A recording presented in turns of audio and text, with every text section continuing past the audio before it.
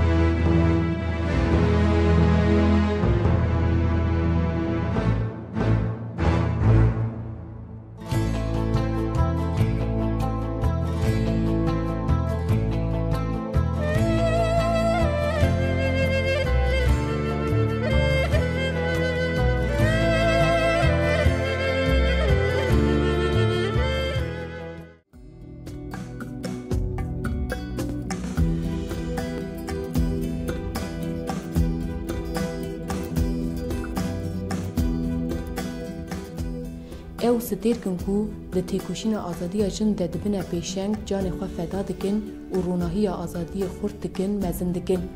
هفری ستیرک د سال 1981 ده د نوا مالباته که ولاد پرور ده مزن ده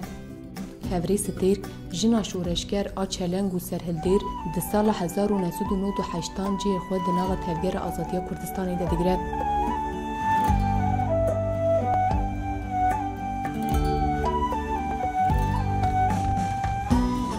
جلو مرگ من داوی نوت هشته تبلیگو جبو سر اساسی برخودان روژا با هم بدرجی خواهد گرفت یعنی برخودان یعنی هر ملده یعنی بجان تبلیگو نخواه بدن نشان داد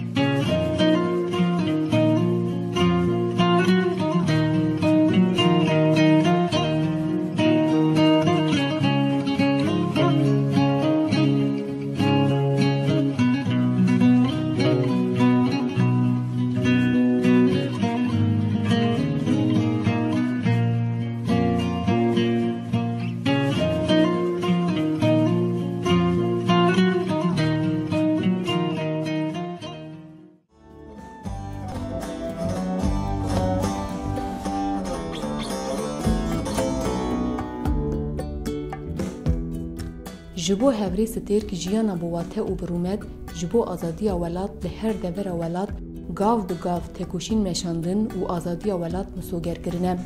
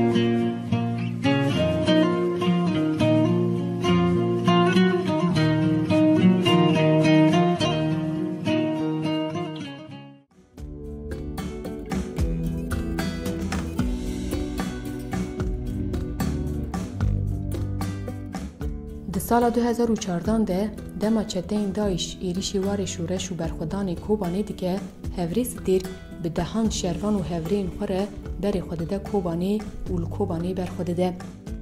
هفری ستیر به برخودان خو جدنگ شورش روجاواره دبه آواز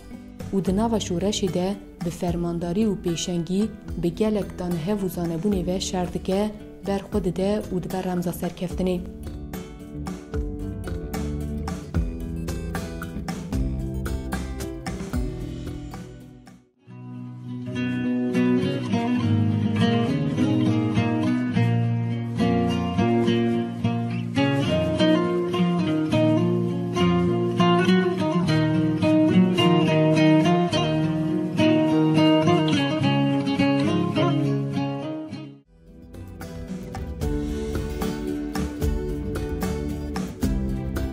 لهر بهوست آخا کوبانی آکو ببو هیویا گل کرد آزادیه و هیویا همو مروحیا دموکراسی خواز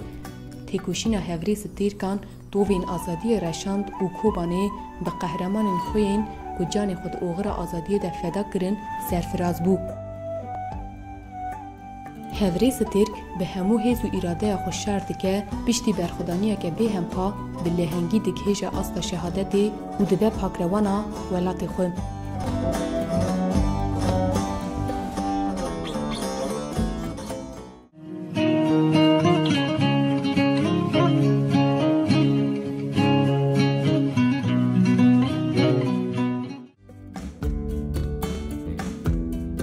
هفری ستیرک وکه ناوی خواه بو ستیرکه که شوین تاری رونی کرد و کوبانیا برخودیر برحی هفری ستیرکان با آزادی رونی بو. سوز و قسم هفری نوی اوکو دری حقیقت آزادی ده بمشن.